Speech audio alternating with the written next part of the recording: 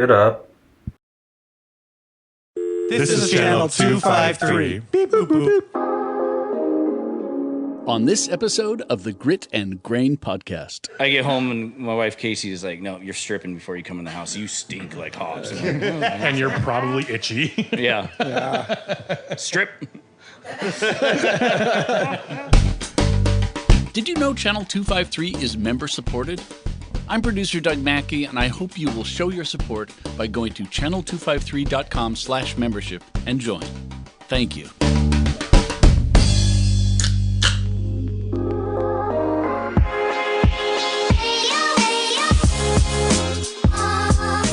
Welcome to the Grit and Grain Podcast, where we explore and celebrate the craft beer industry, community, and history in Tacoma, Washington, and surrounding Pacific Northwest areas. Thank you so much for hanging out. Let's get to it. Dougie Fresh in the house. Hi, everybody. Welcome to the Grit and Grain Podcast, coming to you guys from the Historic Parkway Tavern in Tacoma, Washington. Fuck yeah. What? So enthusiastic. Yeah. My name is Matt McLaren. I'm here, of course, with Ron Swarner. I am so happy to be here today. God damn it. Nicely done. It's just immediate. One of many, I'm sure. Likewise, Ron, thank you. And Sean Jackson. Yeah, I'm here with a fresh pack of batteries. And also very happy to be here, yes, with all of you. These are all going on t-shirts, man. Because we love not selling t-shirts. Right? Dumbest shit ever. Oh, man. Thank you guys for listening, of course. As always, if you're free on Wednesday afternoons, you can come and check out the recording live. We hang out in the Red Room at the Parkway. Come and support one of the oldest and most awesome beer businesses in Tacoma and have a drink and laugh and hang out. It's a ton of fun, and you get to listen to these guys live, which is awesome. And today will be particularly awesome. We've been getting requests for another nerdy episode since Ricky and Colin. So I think we got one today.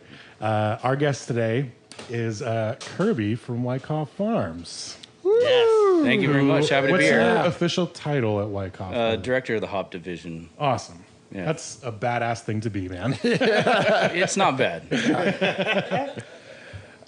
Thanks so much for coming through, man. This is awesome. I appreciate you having me very much. Yeah, we've been talking about this for a long time, and some of our favorite episodes are the ones where we kind of dig into like the nerdy stuff behind raw ingredients, and yeah, super pumped to talk about it. And you guys are actually behind a lot of stuff that I don't think people sort of realize. There's so much like behind the curtain stuff and like how the sausage is made stuff that ends up in the glass, and it's like always fun to kind of give people a peek into that a little bit. So yeah, thanks, Sure. man. No, my pleasure. So you grew up on a fruit farm, a family fruit farm from the 1930s. What led to hops? Kind of by accident. So I, out of college, didn't know what I wanted to do. We had lost our family fruit farm as I was going to school for various and sundry reasons. So when I went to school, I didn't have any clue what I wanted to do. I was going to be firefighting for a while. I came over here and met my wife, Casey, and she was willing to follow me on this journey back to the farming ground. I was trying to sell lumber for Boise Cascade, and I used to stick a country farm kid behind the desk and try to sell lumber when the housing market was crashing, and it didn't work out. So I decided I wanted to get back to farming, and I went back, and I interviewed with a few different farms, and my parents have a great legacy in the industry, and he introduced me to the former general manager where I work now. Mm-hmm. And I was originally hired to start in the apple division for Wyckoff Farms, but it was in 2008 in the big alpha run, and we were doing a massive expansion, and the then hop manager needed help, and so I kind of started helping along with that, and it stuck. So took a crash course in learning hops. I was very upfront about that and said, I don't know anything about hops, but I'll try. And the former general manager said, that's all right. Well, you'll learn. And I said, well, okay. Here's the keys, man. Yeah. Sink or swim. Yeah, exactly. I like the term alpha run. I know. I was going to ask you to. I was like, it's like the time period from. I was going to ask you to run. explain that because I don't think that's a term that gets thrown around on this side, but I don't think people know what that is. What do you mean by the alpha run? So in 2008 through 10, it was really hot, and I'm sure it's a few years past that. There's a global shortage of alpha hops on the market, alpha being the bittering hop in all the beers. So there was a massive expansion in those few years where we planted nothing but alpha hops, and we're producing a lot of alpha for the market. So hops specifically with high alpha acid meant to Correct. be like the bittering addition. Right. The higher the alpha acid, the more efficient your bittering can be. And so when there's a global shortage, that's like obviously a huge focus. Yeah. If you're a hop farm trying to make it. Yep. In your guys' Yakima Chief profile video, you talked about like going from being sort of like an alpha heavy producer during that time over to like producing more craft focused hops. What's the difference there? What is that transition like? Well, for Alpha Run, it was producing as much hops as you could during that time while keeping somewhat of a focus on quality. But now as we transition into the more craft beer scene, obviously the varieties diversify a whole heck of a lot. Yeah. And then we started getting a lot more focused on quality aspects, how we're drying them, not over drying, how we're baling them and treating those hops into that quality from essentially growing it to baling it and sending it off to the processor. So it was a big transition from producing a large amount of hops and just kind of getting them out there into really focusing and narrowing in on our craft and getting much better about being a high quality producer. Yeah. And not just a volume producer. Yeah. Backing up a little bit, what were you drinking at Wazoo?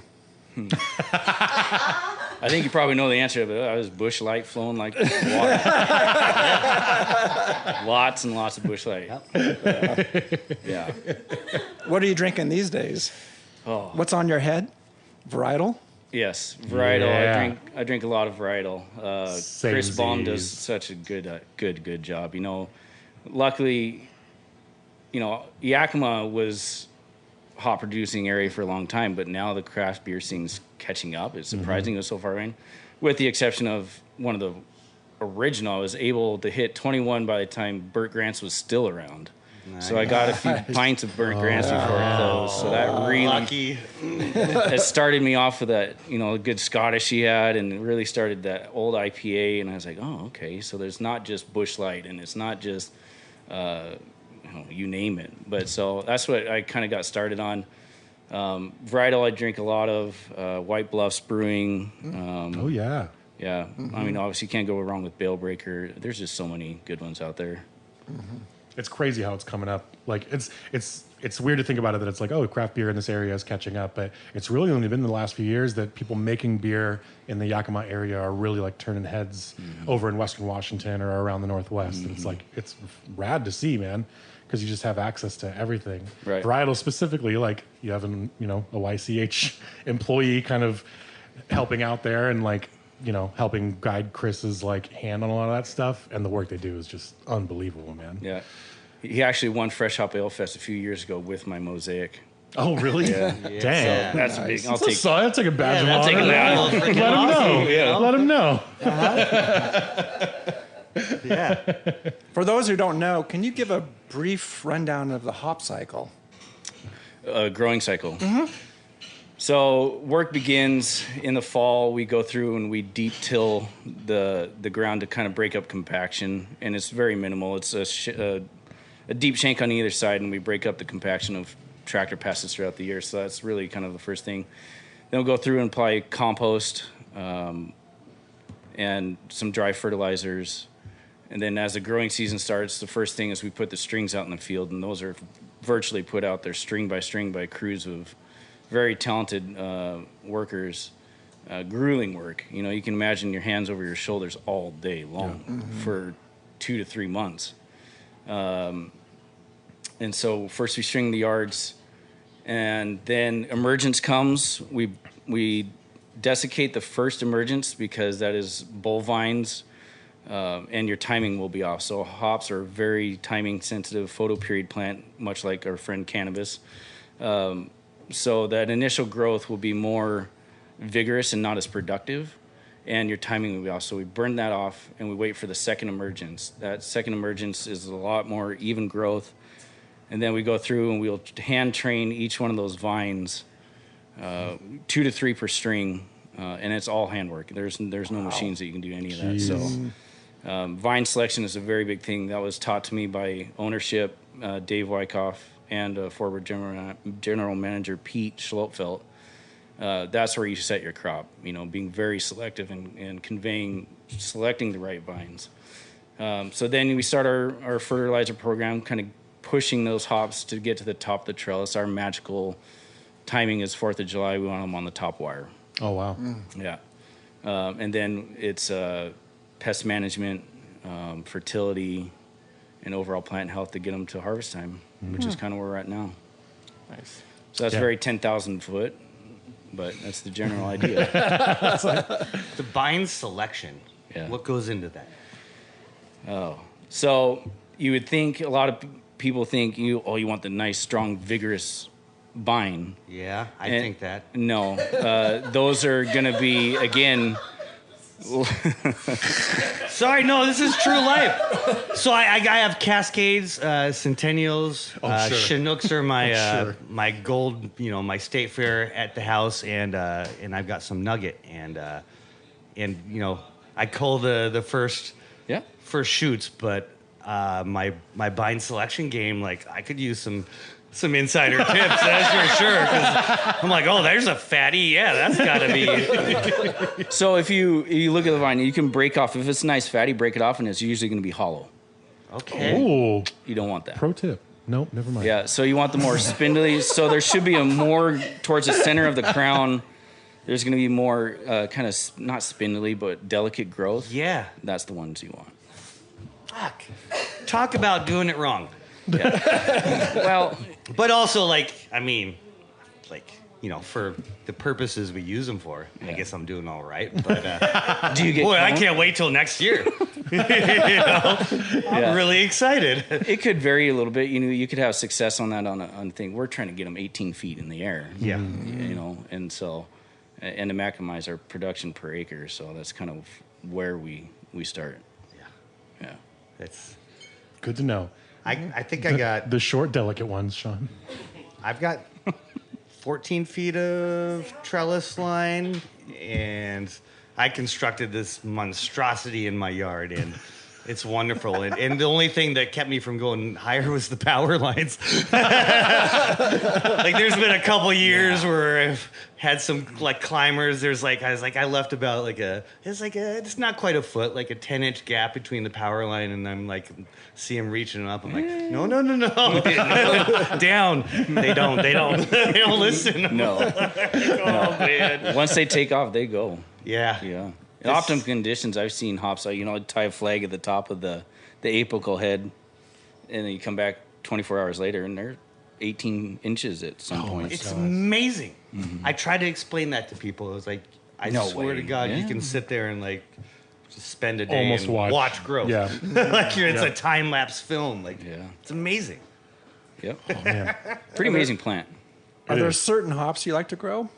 Ooh, good question. There's certain hops that'll make you look like a rock star every time, so those are fun to grow. But it's the more challenging ones that really get down to making you work. For example, a Centennial. One of my favorite hops in beer, one of my favorite aroma profiles, but that sucker does not like to grow. Interesting. No. And they are so sensitive to any temperature fluctuation, or if your dates are a little bit wrong on training. Training dates are a big thing that we pay attention to as well, from year in to year out. Any of those things. For example, this year's not a great Centennial year. Heads up, insider info. Okay. Oh, good to know. I got fresh hop stuff coming up, so that's good to know. The quality is exceptional, but there's not a lot of them. Oh, sure. Right. Right. So those hops always make you a little bit humble and put you back in your shoes, but it's also the challenge accepted, right? Yeah, the most satisfying when you hit it, for sure. Man, I know we're this will come out. We're getting into fresh hop season. I was just telling these guys that I just got my first menu from one of my breweries who were like, "Hey, these are coming up in the next few weeks," and it's crazy to think that we're already at that time of year. But I can't imagine what you guys are. It's got to be just a crazy marathon starting now. Yeah, we're getting ready. Like all of a sudden last week, I kind of pulled the panic button. I was like, oh man, these Centennials are pushing. And usually they're the end of August, but right now they're knocking on the door. And I kind of go, oh God, I got to get my game together. Yeah. I got to harvest. Make some phone calls. Like next week. Oh man. So fresh hop season for us personally, being as far down in the valley we are, and we've kind of had a quiet profile for a long time. We're getting more brewers visiting us now, especially as our name gets out there a little bit more, and we're getting recognized for higher quality. But what the people do at Yakima Chief and Haas and Steiner with the selection program is pretty incredible. Yeah. Having that many brewers roll through and being able to cater to all of them and make sure that the brewers get the best experience around it. It's pretty incredible what they do, you know, and they kind of leave us to do our thing, and produce the high quality hops without a lot of distractions, but we welcome brewers all the time. And that's awesome. Anybody listening is, you know, welcome.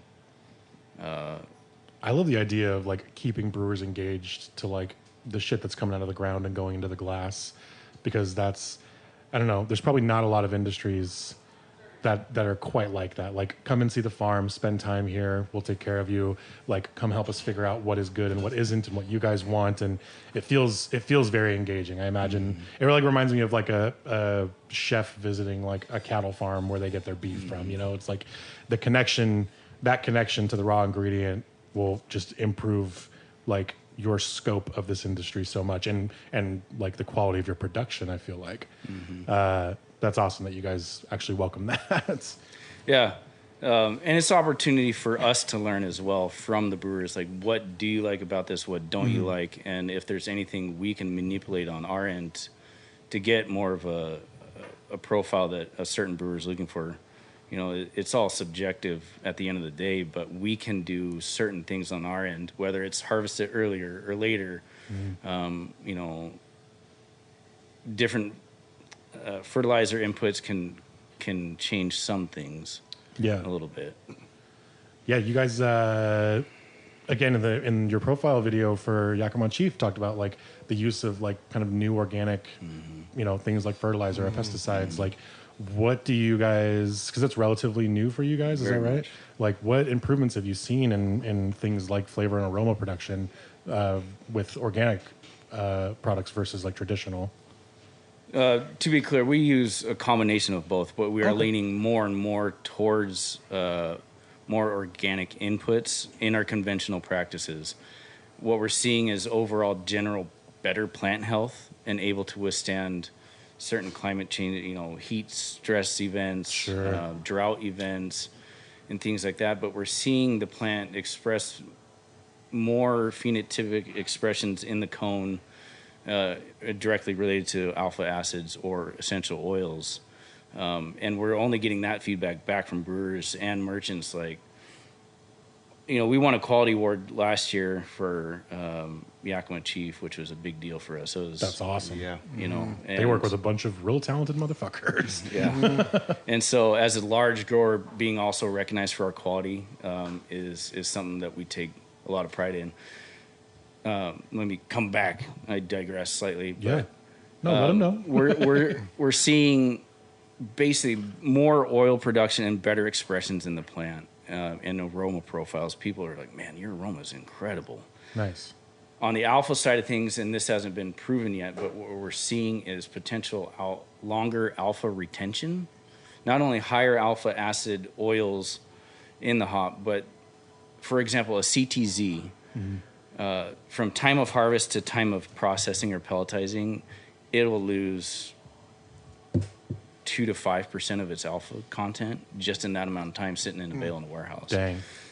We're starting to get some feedback that our alpha is staying higher for longer periods of time.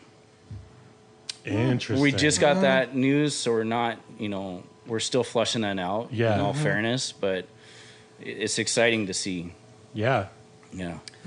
The you mentioned the harvest time as far as adjustments you can make, like earlier or later harvest.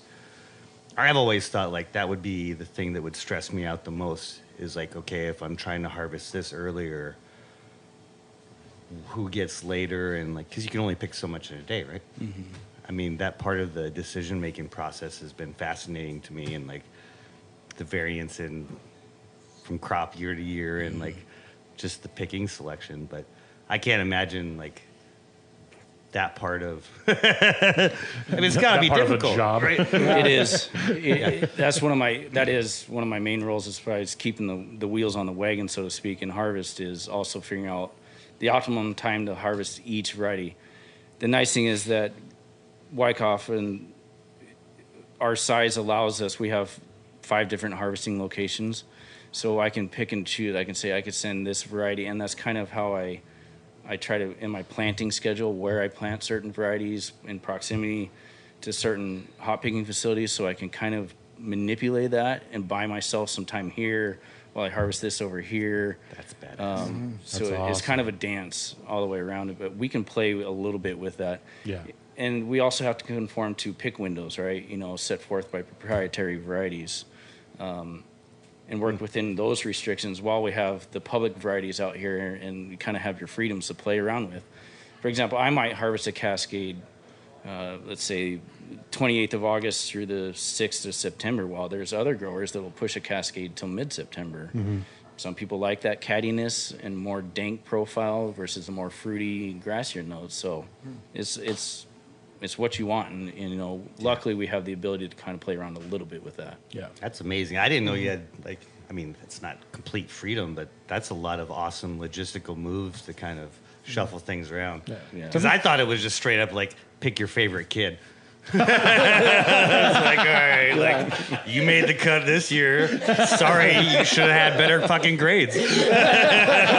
Yeah. Do your chores on time. Like, Yeah. Exactly. Yeah, you're over here. Oh man. There's so many flashbacks just now. So how much sunscreen do you go through a year? I don't. That's the bad part. yeah, that's the right answer. Damn. That's a lot of time out in the sun. Lucky. Yeah. Yeah. Well, I'm pretty wicked farmer's tan. Always. It's not good when I go to a area, take the shirt off, and people are like, "Oh my god, is that guy still wearing a shirt?"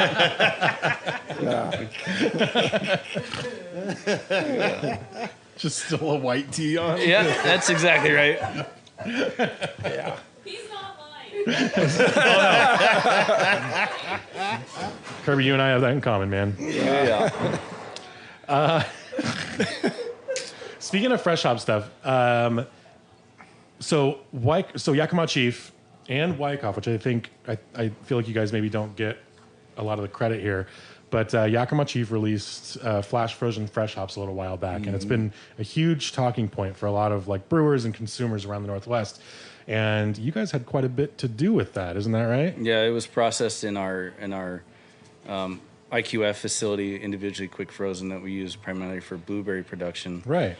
Wyckoff Farms is a very diverse agribusiness, and blueberries and processing is one of the things. So, owner, President Court, kind of drummed up this idea, and him and I kind of put our heads together and say, well, why don't we do frozen fresh hops and see if we can create some longevity there, and see if we can get them past the Northwest for a lot of these brewers, right? Mm-hmm. And I think it had some great success. There were some stumbles along the way, but you lose a little bit of the profile, but not much. It's pretty incredible what they retain. Mm-hmm. So you put them through this IQF tunnel that's at minus, I can't even remember it's cold. And so it instantly flash freezes these hops. Right. And preserves them the way they are. And then they went to Yakima Chief, and I heard some pretty good success For sure. in fresh hop brews with them. I worked with a lot of the breweries that were like some of the first runs. Bridal did one, obviously, and then Single Hill had one, and Single Hill's done a couple of them actually since then, and like they have all been punchy, super aromatic, just explosive beers, and I love it. And it's like, I love the idea that you're giving more brewers access to like an ingredient that we really only get here, once a year for like 7 weeks. And actually another Tacoma craft beer bar, the buyer there kind of said it really well. And he's like, because people were there was two sides forming, and it was like, these aren't real fresh hops, or, and then, oh, this is a really cool idea, and this technology is important, and we should embrace it. And he was like, it doesn't really matter, but like, if I can get really fresh sushi in Chicago and I'm not connected to any water, then that means that there's a place for this, like, in the industry, and we should just embrace it. And if more people have access to this kind of thing, then we're probably going to get some new ideas that come out of it. And I love that. And that's like, yeah, man, Yakima Chief obviously gets a ton of credit for that, but yeah, that was your guys' baby too, man. I love it. I like that some of you guys are just like, we use this for blueberries, but let's just like dick around and throw other shit in here. And then out pops this like new exciting beer ingredient. Right. The first time I remember it was Lagunitas, because they did Born Yesterday, and then they did Born Again Yesterday. Oh yeah, Born Again yesterday. But I have no info like how they were going about that. Like, if like, were they freezing on like finding their own, like, I don't know, I never knew where they came from. I thought it was a rad concept. It was weird, but it was like, yeah, like you said, it worked out fucking awesome. Yeah. And especially the time frame for which I had Born Yesterday and having Born Again yesterday in February, like, my tiny little brain, I was like, oh yeah, this is exactly the same. Yeah. Probably it isn't, but it was fucking delicious. It's pretty awesome. It's so awesome. Like, yeah. So we'll see if that program takes off. It's kind of just sitting there right now, and I think it's gaining interest. For sure. So we'll see where it goes. I hope more brewers play with it, honestly, because I think it's awesome, and I think it gives there's a lot of like, open canvas, like clear canvas for people to work with. It's like a new ingredient like that that's so expressive. I could fucking do this all day. We're gonna take a super quick break, but we'll be right back. Welcome back, everybody. As always, quick shout out to our wonderful producer, Doug. Yeah, Doug. Fuck yeah. Who makes us sound wonderful every single week.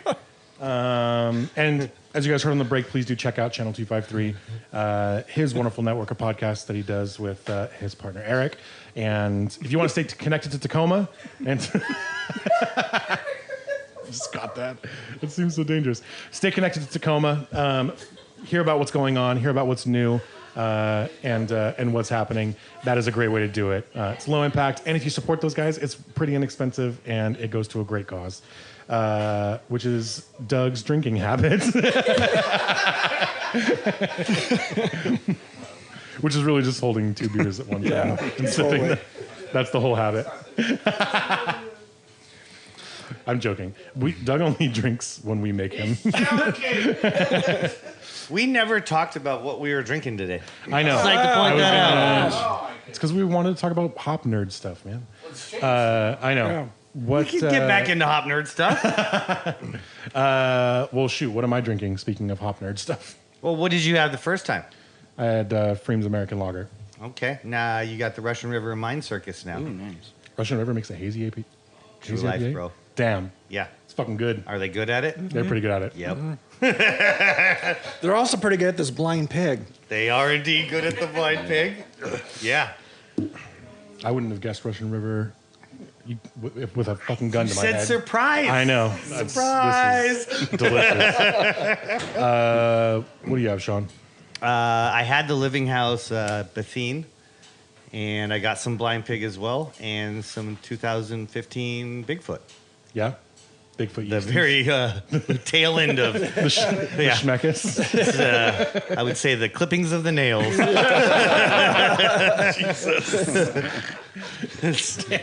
made that so much worse than I did. Yeah. What am I here for then? Yeah. Huge nails, too. Kirby, what do you have, man? I have the Fast Fashion Amber and some of the Glizzy Relay. I love that name. yeah, the Glizzy Relay. I had to read it a few times. I was like, what? It's not grizzly. There was a few other words that came out of my mouth that weren't the right ones. Kirby, do you live in Grandview? Yes. Yes, sir. Live in one of the old farmhouses right in the middle of beautiful Concord grapes and hops. So it's a beautiful place. Must smell lovely. Yeah, harvest time is I think harvest in the Yakima Valley is pretty tough to beat as far as all the different aromas. You have ripe apples, ripe Concord grapes that just smell like grape bubblegum. It's incredible. And then these beautiful hop aromas as you drive around. They mix up together, and it is a special thing that pretty you kind of special have time. to get out of the car, take a deep whiff, like when you, man, it's Kind of drowns out the tamales. never, never, Never, That never, place nor does do I big want business. it. Yes. dude. Yakima tamales is like a whole thing, man. It is. Yeah. So good. Yeah. It's like After a a long Seinfeld run. episode. After a long bus ride. Yeah. Totally. Total perk of the job too is sometimes at harvest, some of these ladies bring out homemade tamales and some of this just incredible food. I'm like, makes today okay. We can keep going. Absolutely. Yeah. That's great motivational. It's true. It is. No, it's I'm motivated by food quite a bit, you know. well, I'm an Arizona kid, so I'm not saying that things are lacking here compared to where I grew up as far as certain cuisine styles. But yeah, Yakima's got fucking badass tamales. Like, it's like, came up here. I was like, hey, everything's so fucking awesome here. Mm-hmm. Except this one thing. Like, yeah. Really, other than that, seafood, it's getting beer, there. wine, weed, like everything. Like, Yeah. it's fucking outstanding. I was like, yeah, I miss great freaking Mexican food. Yep. Yeah. You can find it. You just gotta just gotta look. Yeah. And Get all away the- from We the say the chains. same thing about beer in Arizona. No. There's great beer there. You just gotta look more. Yeah. And it's drive way harder farther. to find. It's in the next town away. Yeah. What's 20 minutes? It's fine. For the good Mexican stuff, you got to get away from the stuff that's a chain and it looks too shiny. You got to go find the dimsy Absolutely. stuff. Yeah, man. the real That's where the real flavor's at. Yep. You don't have to pick favorites if you don't want to, but I am curious, like, if you what have been your favorite fresh hop releases, that you can remember? Like, are there any that you tried and you were like, son of a bitch, this is exactly what I wanted this beer to taste like when these guys came and grabbed these hops from me? Ooh, that's hard to say. I don't usually get a lot of the fresh hop beers until Fresh Hop Ale Fest, and then at that point, I'm kind of like, what? Oh, Because during palate fatigue at that point. Fuzzy. it all tastes like harvest, right? Sure. I think it'd be tough. Yeah. Tough for me to say. I think Chris did a great job with one, but again, you I'm know. a little bit biased on that one. Sure. At Bridal. Yeah. with Bridal and his- Single Hill are like the Single Hill, undisputed kings of like fresh hop. great stuff. Oh man, I'm I cannot fucking wait. You guys listened last year. Obviously, we were gushing the entire time about fresh hop season and how it is a very special time of year, and it's coming up, and it's one of the only places in the world where you get to drink beer like this, and where beer tastes like this for a few weeks. So yeah, please partake if you see that stuff around, because I can't have any of it sitting in my warehouse. Yeah. And also, it's just fun. Yep. Well, yeah, definitely like already getting hit up on the, Yep. like try to pre-order stuff. I'm like, Yeah. like I haven't even. We have an IPA fest coming up soon, and Ooh, awesome. like I try to get through that, and then it's like the next thing, and it's like, oh, here's already this thing you gotta start thinking about. Kirby, I don't know if you've noticed this. The old capacity for things. It's not extensive, man. Like, let's just get through IPA fest, and then we can deal with this. You're preaching to a kid who's got ADHD. What works with some like squirrel. Yeah. Like I live by a guy who feeds the squirrels. I hear like they're everywhere. Yeah. Jesus.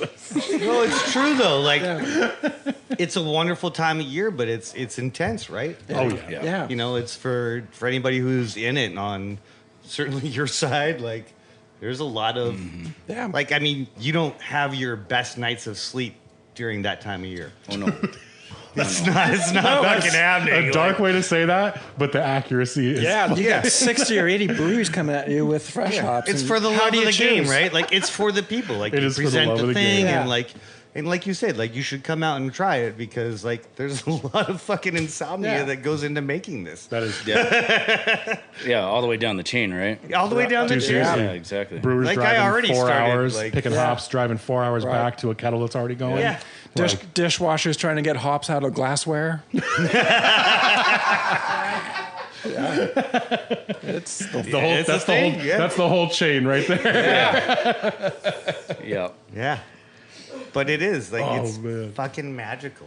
It's the best show in the beer world, right? Yeah, it's just a good time for us too, as far as being able to showcase what we've grown all season long, right? And getting it to that finish line and seeing brewers and customers alike really appreciate that one aspect of that beer. You know, beer's many ingredients, Yeah. but that hop and freshly off the vine into a kettle is pretty incredible. Yep. I mean, if you ever get an opportunity to be rolling around a brewery too, there's definitely lots of ways to skin that fresh hop cat. But wow, talk about magic! Yeah, It's incredible. It's like that's the smell I want for my funeral. I don't know how you do that. But it's like just We will he passed in February. We're doing the service in September. put these 2 hops in your nose.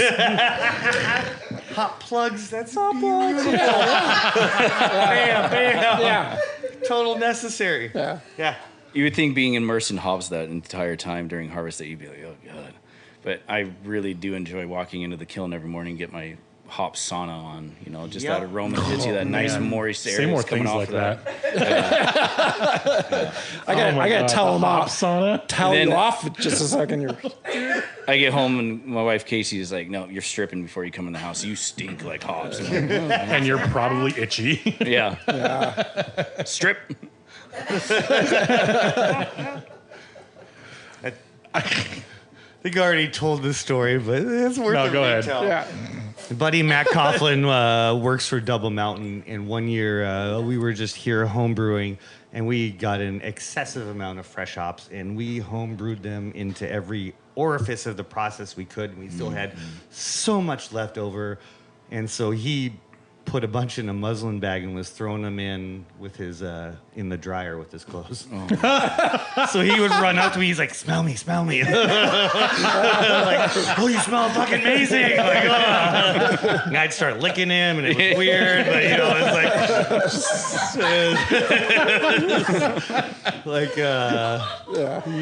yeah, I guess that's bookend opposites. You know? Then you bounced. Casey lives this life where you're like, oh no, but like here we're like trying to. Right. Yeah. just actual catnip. Just rubbing against his leg as hard as you can. Oh, Yeah. he took a bath with them too. That was his other jam. I was like, oh, I'd sprinkle him in the bubble bath. He's like, it was amazing. I heard it's good for your skin. Yeah. And for Instagram. I think we were still on MySpace at that point. Just to kind of MySpace. date Yeah, where that was happening. It's like Running off Mozilla. Yeah. it's like the bass photo with like the feet and the legs and the rose petals, but it's just Coughlin's like hairy feet and hop cones floating But around. with one little nip slip. Banned from MySpace forever.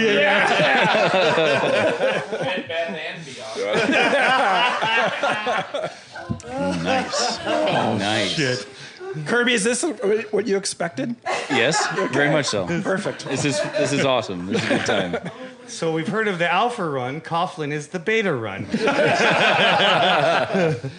The co-human loan.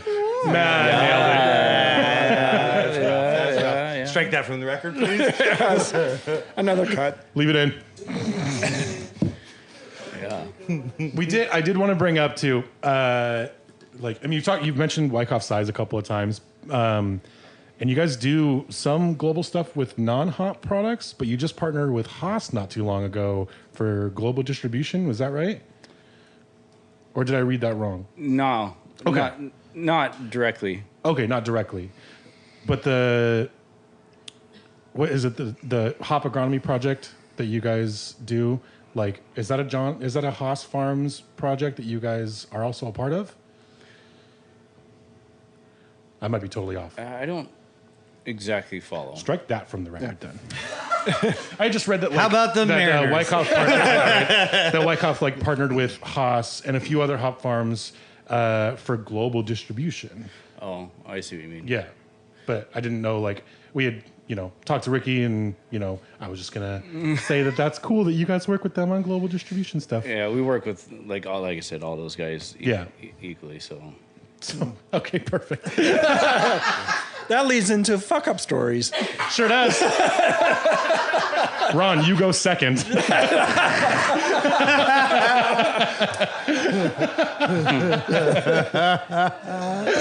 That was funny. Nice job. It might be time for that though. Do you have any fuck up stories? oh boy, yeah. So Bro, your wife is coming after it. it was the first harvest at the farm, and I was tasked with making a mothballed facility run again for the first time again. Oh, shit. 2008, we had expanded. We needed location to dry hops, and so we brought back online the kilning side of this old mothballed facility that's been there for 15 years in cobwebs, right? So we rewired the kilns and this and that. And I was tasked with getting picked hops into the kiln from another facility. And I had a crew unloading those hops, and seemingly things are going well. And this is a very long, linear hop kiln. And the hops are coming down into the kiln, and we're laying them in the layer, nice even layer, and all of a sudden the hops stop, but they're still unloading out of the truck. And I went, oh, shit. There's I got to go. Where's the plug? Because the conveyor went from inside the building to outside of the building and then down. Oh. And I ran up and looked out on the ceiling, and here's this mound of hops on the roof. I was like, oh, shit. Just then, of course, you can see this from one of the main roads. One of the owners comes down and pulls in, and I was like, oh, this is not going to be good. He comes in there and gives me the what for and what the hell's going on, and the hops on the roof, and I was trying to explain my way out. The hops had bridged in the chute, right? And so they're forking the hops out of the back of a truck, gone all this long way down this conveyor, and they bridge in the chute, and they're just spilling out over the roof. So we got to throw all those away. Oh, man. And it was probably, I don't know, about a quarter of a kiln's worth of hops.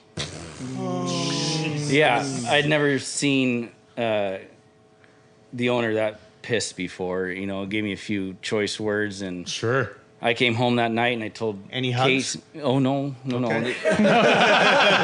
Wasn't like that.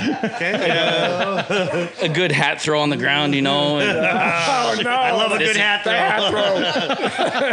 this better never happen again. And yes, sir. And I went home that night, grueling day, went home and told Casey, I was like, you better start packing. I think I'm getting fired today. It wasn't.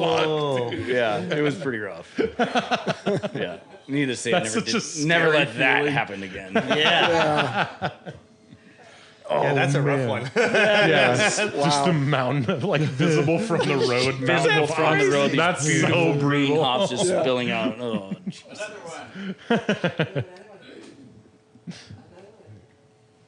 I mean, Yeah. Oh, do I? Yeah. Oh, I probably have plenty of them. no, fire away. What about when the guy drove your hot truck into the grape field? Oh, yeah. That wasn't me directly, but, we Still sounds like a fuck up. don't always get to choose. We try to do our best screening process. We hire a lot of temporary workers during that time, and this individual is going back to the hop picker with a full load of hop binds, and for some reason, I still don't understand the logic. For some reason, kind of fell asleep and veered off the road, and came to, and he had hit into a vineyard that hadn't been harvested yet. Well, instead of stopping, he panicked and floored it and drove probably 100 yards down this Oh my God. 7-foot grape row when the truck's about 8 feet wide, and finally wedged his truck about 100 yards down. And I show up in the middle of the night going, I I don't even know. I don't even know. So instead of trying to pull the thing, we just pulled it the rest of the way through, and yeah. Needless to say, that was that. That's all. Jesus fucking Yeah. God.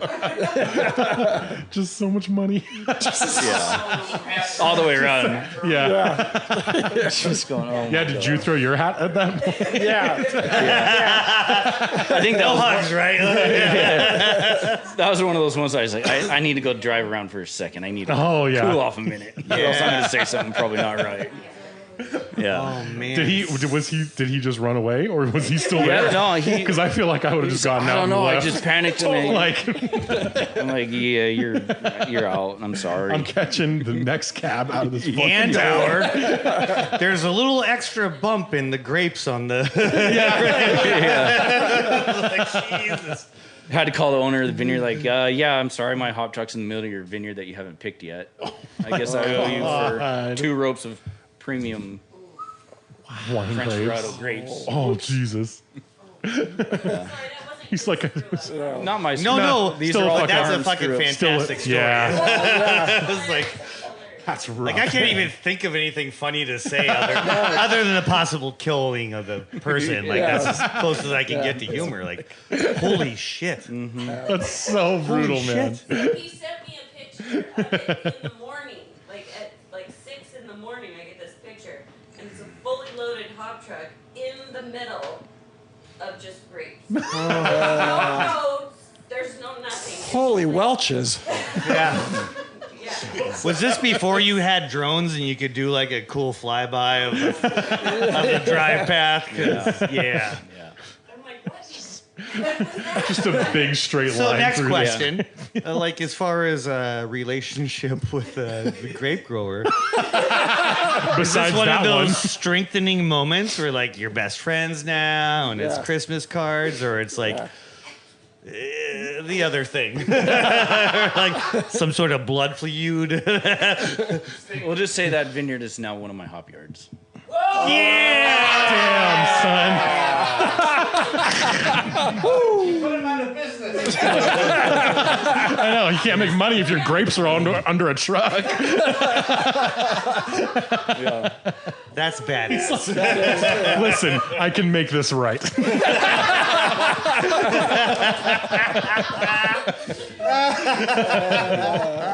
That was like some Breaking Bad shit you just said.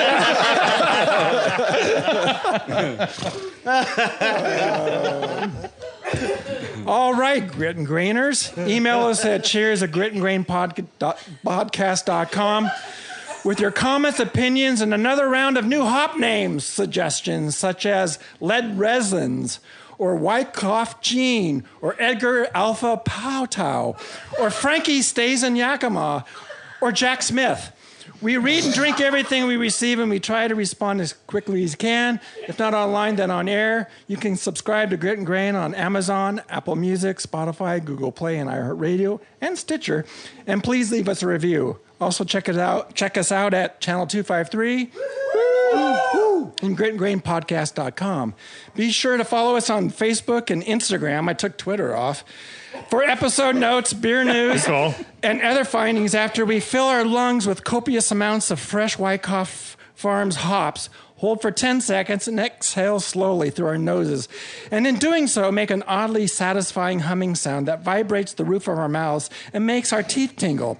We repeat this process until we attain the same exact pitch as a cow munching bucolic and gently swaying grasses somewhere near Grandview, Washington, just before the bull arrives. Join us and post seductive pitch frequencies to the Grit and Grain socials. You'll be removed from the list right after another milking. If this podcast is not what you expected, please alter your expectations. Grit and Grain would like to thank Tacoma Arts Live for inviting us to the Brew 53 Beer and Music Festival at Chambers Bay and a recorded live broadcast at 2 p.m. on Saturday. We would also like to thank them for hooking us up with a caddy to replace our divots. No such thing as a bad time to visit Tacoma. No such thing as too much barley wine. Hey. Tune in next Friday for more sweet chatter. Cheers. Cheers. Also, it's the Red Hot's anniversary on Sunday. yeah. Yes. Cheers. I think they're legal driving age. Cheers. Cheers. Cheers. Thanks again for tuning in. Don't forget to follow us at Grit and Grain Podcast wherever you get your social media and catch new episodes every Friday. Cheers.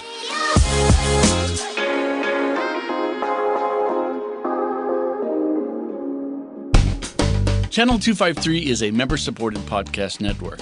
I'm producer Doug Mackey, and I'm asking you to become a member and show your support. Go to channel253.com/membership to join. Thank you.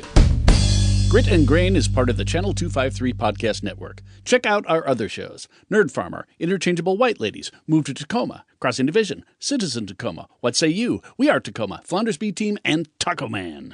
This is Channel 253. Get up.